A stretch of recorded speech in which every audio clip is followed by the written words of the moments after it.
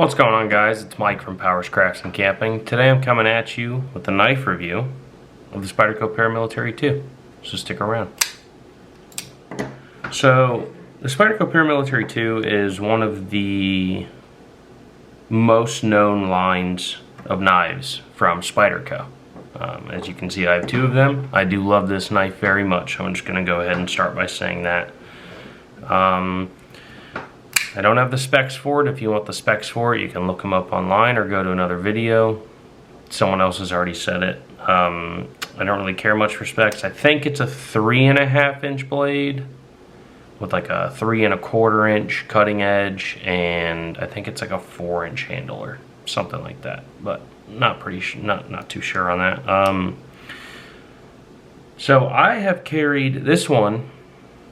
I have had for 3 years. I've carried it on and off. I carried it most of the time through my time in the Marine Corps and the military. This one I just picked up about 9 months ago. That's because I didn't want to destroy this one at work.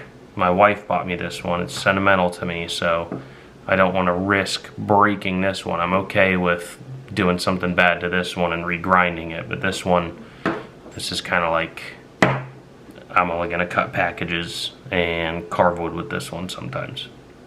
But this one I've beaten up quite a bit. Not too bad though. This knife though, this one, I've taken it on multiple field ops. It's done everything I've asked of it. Some things have been a little bit harder to ask of it than others, but it's been there for me, and it's been in my pocket more times than any other knife has. So some of the things I've used this knife for, and this knife, my time in the Marine Corps, I used this mostly for whenever we would go on field ops or anything like that, or just day-to-day life in the Marine Corps. I'd use it mostly for cutting 550 cord, stripping Cat 5 cable, because I was communications in the Marine Corps, so I did a lot of Cat 5. Cutting zip ties, cutting tape, cardboard, cutting up brush whenever we would go out and set up fighting positions. So we'd cut brush for camouflage, to camouflage our dug-in fighting positions. Carving wood for stakes or whatever we may need some sort of improvised baton for. And then in my personal life, I've used it for cutting food, cutting up bait for fishing. I have used it for whenever I'm reloading shotgun shells. I'll cut the plastic top off the shotgun shell with it. And some things I have done before. I was a trailer mechanic before the Marine Corps, and I got that job back right when I got out. This knife was used for cutting bunks, or cutting carpet for bunks to recarpet, and that carpet is notoriously hard on a knife. You can only get probably 5 or 6 cuts in with an actual carpet knife before it goes dull. But this thing pushes through, man. It's been really good. Some things I do now with it. Right now I am a plumber, so some things I do now with this knife is cut packages open for hardware. Whenever I sawzall PVC, I use this thing to clean up the PVC, scrape it. I know people don't like scraping with a knife, but I use it for that. I use my knife. Well, it's this one. This is the one I use it for. But basically anything I say that I use this knife for, I use both of them for. So I scrape PVC, I cut open packages. Sometimes we'll have to clean out holes that we drilled through 2x4s if we're doing a rough-in. So I'll have to clean up the edges on that, and I'll use this knife for it. Sometimes we'll have to shave 2x4s or cut shims, and I use this knife for it. I use this knife for almost everything, unless I'm cutting like DAP from the bottom of a toilet and I'm going to be running it around porcelain. I'll use a razor knife for that. I'm not going to deliberately destroy my knife if I don't have to. But 9 times out of 10, this knife's being used for the job instead of a utility knife or a razor knife. So I want to go over some goods and some bads that I found in this knife. First I'm going to go over the goods and then the bads, and this is all personal opinion, personal perspective, and then also things I've heard other people say was good and bad that I didn't really care if it was good or bad. It didn't really matter to me. So the first thing I want to talk about is how freaking durable this knife is. This knife is absolutely ridiculously durable. And what I mean by that is, look, this knife has been used for 3 years. Let's see if we can get the camera to focus. And that DLC, there's a little bit of scuffing up here, not much else along the blade, a little bit along the spine, and then a little bit on this side as well. You can see that. That's mostly from, I mean, that's not really all from sharpening, but if I'm cutting old bunks off of or if I'm cutting old carpet off a bunk, sometimes I'll hit a staple and it'll scratch it a little bit. Most of the time it's just a scuff and it'll come off. But also the G10 was really rough whenever I first got it, and you can see there's some marring on it along the sides of it. And the G10 is going to smooth out with age, and you can see, if it would focus, you can see along the edges here how it's smoothed out, and it's kind of like glassy now. And then the pocket clip. The pocket clip, like I said, again, this has been carried for 3 years, and crawling underneath houses, crawling underneath trailers, crawling around in the dirt, and that pocket clip really is none the worse for wear, to be honest with you. Alright, there's some scarring along the lanyard hole there. That is from me taking apart this knife. That's my fault. There's some damaging along here. That's from me using this knife as an improvised hammer one time. Not a good idea for G10. Don't do it. I don't recommend it. It will beat up. Metal beats G10. But this knife's durable. It just works. You can drop this thing in the sand. You can drop this thing in the dirt, in the mud, in the water, and you can pick it up, blow out the pivot, and just it'll fire right back open, no problem. The lock is a solid lock, strong lock. That's another good point. Very strong lock. This compression lock is. Basically, if this thing is going to close without you depressing this, it's going to have to shear the liner here, shear this pin right where that liner sits, where the knife sits, shear that right there. It's just gonna, there's a lot of metal it's gonna have to tear through in order for it to break. So it's very durable. It's got a strong lock. It holds an edge. People, S30V not that long ago was the premium steel. Now people knock it. It's the bottom of the medium high end now. There's so many more steels out there now that people are like, oh, fucking S30V, it's not that great anymore, but it is great. I don't care what anybody else says about S30V. S30V is a great steel. I'll get into more about the steel and the edge geometry in the bad section of it, but we'll talk about that in a minute. But S30V is an adequate steel for everyday use. If you sharpen your knife, you're not really going to tell a difference. It's easy to sharpen, guys. It really is. Spyderco does an awesome job with this grind. I love the full flat grind that Spyderco does. It's a solid taper all the way down, and then I don't know how thick it is behind the edge. I don't really give a crap, and then they just do an awesome grind and an awesome edge on this thing. It's really easy to sharpen if you follow what they already put on there. If you want to put a different apex on it, if you want to put a different angle of edge on it, that's up to you, but Spyderco does a really good job of that. Oh, real quick, this is what I use to sharpen my knives with. That is a homemade strop, and this is a DMT fine stone. That's it. Sharpen this thing up, a couple passes on whenever this thing gets dull, couple passes on each side on the DMT fine, refreshes that apex. Couple swipes on the straw per side, and that finishes it off. That aligns the edge, makes it nice, makes it shave. I don't shave with my knife, so I don't care if it shaves. It's easily maintained. This thing's pretty easy to take apart unless you have an older one where Spyderco used that never releasing Loctite because they don't want you to take apart your knives, that's part of the, I'll get into that in the bad. But if you don't have that crappy red Loctite and your screws are actually well hardened, then you're not gonna strip these screws out. I haven't stripped these screws out yet, knock on wood. I've taken this knife apart a few times. It's not that difficult to do. It's really not. Couple drops of oil right in the pivot.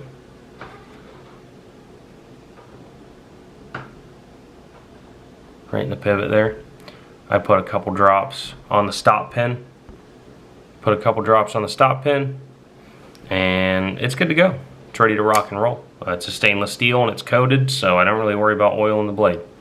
If I get like something acidic or some food on that, I'll rinse it off, I'll wipe it, and I'm done. And then fidgetability. You know, let's be honest with that. This thing, you can flick it out and put it back in all day. Driving down the road, I'll sit there and flick this knife. If I'm bored, I'll sit here and flick this knife. And it's a really good fidgeter. If you have fucking ADHD or whatever and you need something in your hands, you know, something textile in your hands to mess around with, this thing's it, you know. This thing's really good. Let's move on to the bads. Some bads about this knife. Personally, I don't enjoy how thin that tip is. Let's see if we can get that. That's a really thin tip, guys. And some people like that needle-like point, and it's been advantageous at times. It has been.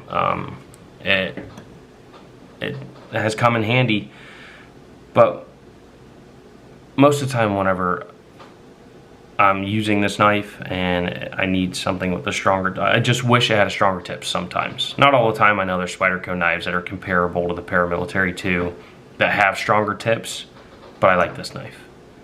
So that thin tip is kind of a con to me, kind of a bad to me. This knife, it can chip easily, and that's back to the edge geometry, edge grind thing I was talking about earlier. I do keep this thing thinner at about 17 degrees. I think that's what it comes from the factory, 17 degrees per side.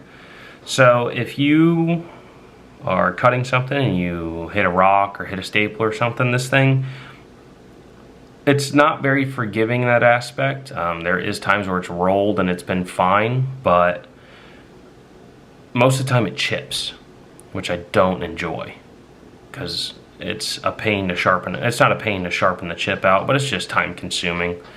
And another thing is the blade is tall. It is tall.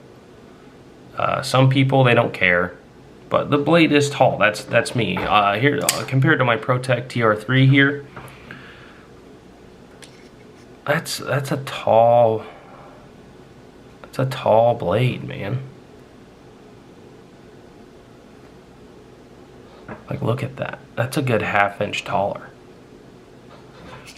Some people don't care. Here's the Benchmade 940. Some people don't care, but that's just a tall knife. I understand Spyderco. It's a 14mm thumb hole. You know, Spyderco, that's their signature, and it's really easy to open it that way. But it's just so thin, and I think the spider hole is kind of a weak point. I've seen pictures of people cracking them like that. I haven't. I did buy my dad a Ladybug in ZDP 189, and the first time he went to go cut a zip tie with it, the knife broke right along that line. He didn't bend it, he didn't twist it, he was going to cut a zip tie and it snapped the blade off. So that is a weak point. If you can be hard on your knives, that is a weak point, but not necessarily always. I don't mind it, but like I said, this is just some stuff I've heard people say, and whatever, you know. I'm not super hard on my knives. But yeah, it's just tall. It's tall, and I mean, it's beautiful, but it's tall. And then the biggest problem I have, and it's not just the Paramilitary 2, it's Spyderco in general. Spyderco doesn't have a good warranty. There, I said it. People are gonna get pissed, I don't care. Spyderco has a shitty warranty, terrible warranty. If I took my Osborne and I snapped the tip off of it somehow, I could send this to Benchmade and I could pay for a blade replacement. I don't want a new blade for free. I understand that if I'm an idiot and I snap my blade, it's on me. I'll pay for a blade replacement. Spyderco doesn't do blade replacements. You buy a new freaking knife, and I don't like that. I would rather, I know I could buy a new knife and just put the blade on the handle and call it done, whatever. I don't like that. I wish Spyderco would do replacement blades. Also, for the longest time, they didn't want you taking apart your knife. Now their warranties to something like if you take it apart and reassemble it incorrectly, then, you know, then they'll warranty it or whatever. But they're the judge of what is incorrect and correct, taking it apart, putting it together. So you could send it to them and you could have stripped a screw because it wasn't properly hardened, and they could go, oh, you took it apart incorrectly, we're not going to warranty this, you have to buy, you know, new hardware or whatever. Spyderco's warranty sucks. I hate their warranty. I wish they would change it. If they changed it, I would, honestly, the reason why I don't carry Spyderco as, like, exclusively is because of their warranty. If they had a better warranty, I would, because if I broke a blade, I'd just send it in. I've seen people snap the tips off these and then they regrind them. I don't think that's a bad idea. I think it actually looks really good. So if I ever do snap the tips off one of these, I'll just regrind it to like a reverse Tonto, kind of like the Osborne. I'll do a review on this knife here soon too. So that is my biggest gripe with Spyderco in general. So in closing, I just want to say, you know, this has been a great knife. If you were looking for something less than $200 that will last you the rest of your life, this is it. Buy this. This is an amazing, fantastic knife. Regardless of all the things I said were bad with it, it kind of is like the perfect EDC. A lot of knives, this is like the benchmark knife. That and the Osborne are the benchmark knives that people use to say, oh, it's comparable to this, comparable to this. This is, you know, this compares to the size of this. It is the benchmark EDC knife on the market. They come in multiple colors, multiple blade steels. If you don't want S30V, you can get it in a different blade steel. If you don't like the black handle, you can find it in purples and blues and reds and blacks and, oh, I already said, but anyway. I do have some extra clips of me being hard on this knife. I do have some clips of me cutting through a sidewall of a tire with this knife and shaving wood with this knife and whacking the spine on it and dropping it on the tip. So I'm going to throw those in at the end so you guys can check that out. And I just want to say thank you for sitting around for this 20-minute video to check out the review of this Spyderco knife. I know this was kind of a boring video, but I hope the videos at the end make up for it. And again, thanks for watching. Make sure to like, comment, and subscribe, and I'll catch you in the next video. Here's some carving. This knife's pretty good at carving, so in like a bushcraft scenario, you could definitely use it. I've used it to carve spoons and spatulas just to check out how it does. You get a nice full grip on it, so you can get a lot of power into it. You can also choke up on it, so you can get a lot more fine work done with it. Obviously, this is pine. This is just 2x2 from a hardware store, so This is kind of ideal. It's really soft, and also your carving skills may vary. So this thing can make some fine curls. Let's see if we can get that up close. I am mediocre at best whenever it comes to carving wood. So obviously my skill is going to affect how it looks carving.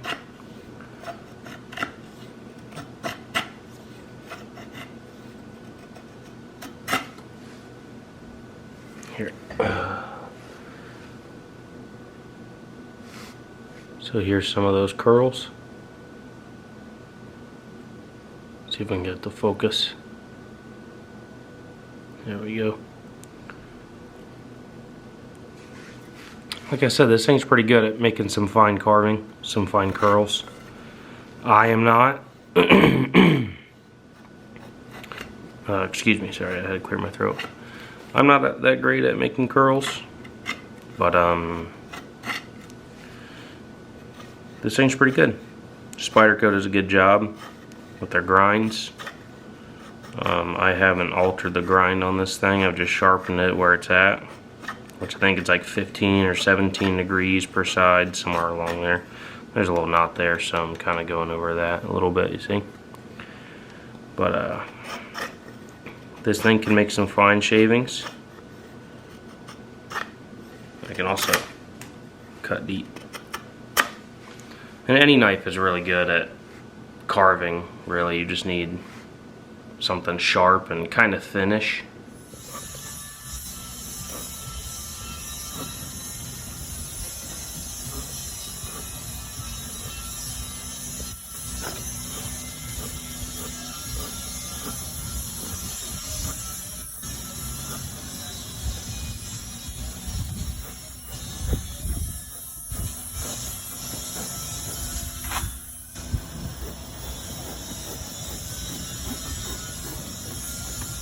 Strength test. This is the new Spyderco. Still kind of tight. Get the focus because I haven't used it much. Let's see if I can get that to focus.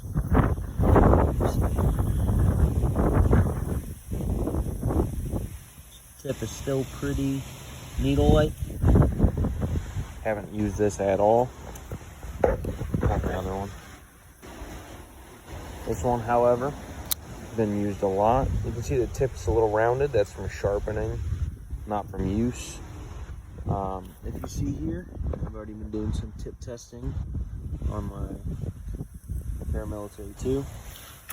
And this thing, a lot of people say that the tips on these are needle-like and thin, and they are. I mean, those things are true. And while I'm not going to go jamming into this board and turning my knife sideways, you know, drilling is not beyond this knife's potential. This is just some pine board, and actually I'm getting into I found out it's got some fat in it. But drilling is not beyond this knife's potential. So, put that away. Let's take a new Spyderco Paramilitary 2. Stupid phone. There we go. And we're going to do a couple drop tests. I'm going to do about hip height. Get my foot out of the way.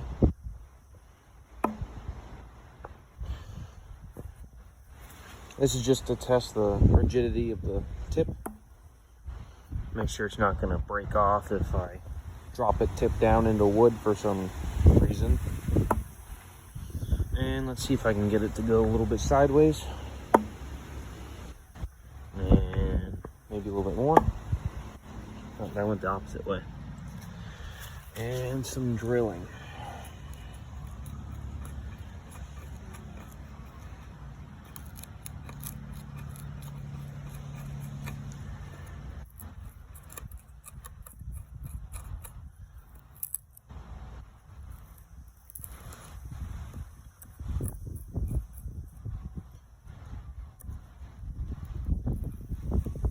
Kind of hard to do this with one hand while the phone's in the other. But yeah, like I said, drilling is not beyond this knife's potential. Prying, however, very much is. I would never pry with such a thin-tipped knife. Come on. Come on. There we go. Because for some reason, this is a test. Because for some reason, in people's everyday lives, they're going to be whacking the shit out of the back of their knife. Some good spine wax there. Even dents in a table. Now, I'm going to hit a little hilt part right here. See if I can get that blade to close.